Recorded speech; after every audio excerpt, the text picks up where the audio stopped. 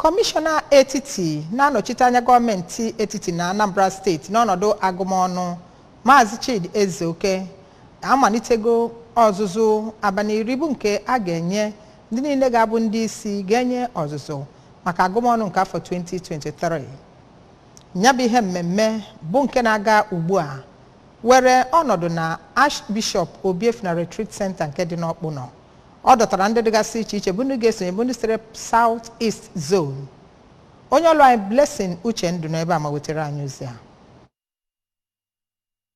Ka ọ na-agbape ya bụ mmemme ka Maazị Ezeoke kwuru na ọgụgụ ọnụ nke afọ na-abịa abịa bụ nke a ga-eme n'ụdị pụrụ iche ọbụnadị dịka aka na-achị ala Naịjirịa bụ Muhammadu Buhari kwugo na ya bụ agụmọnụ ga-adị n'ọnwa Eprel afọ na-abịa abịa. O kwukwazi na ya bụ kọmishọn na-agbasi mbọ ike ịhụ na ha tinyesiri ike ha ịhụ na ya bụ agụmọnụ gara ka a tụrụ anya. Onye isi NPC nke steeti a gakwa n'iru kwue na ọzụzụ nke a na-azụ bụ ngalaba nke abụọ tutu oge agụmọnụ ahụ eluo ma kwukwazịa na ọ bụ nke a ga-ebulu gaa na steeti ga dị iche iche iji wee kụziere ndị enumerators nakwazi supervisors ihe ndị ha kwesịrị ịma gbasara ọgụgụ ọnụ nke afọ na-abịa abịa. N'aka nke ya ka onye Zonal Training Center Coordinator bụ Dọkịta Samuel Kalu yọrọ ndị ahụ nọ ya bụ ọzụzụ ka ha tinyesie uche ike ịhụ na ha sonyesiri ike na ya bụ ọzụzụ ma bụrụkwa ihe ndị ahụ ha ga-amụta kụziere ndị ọzọ na ngalaba ha.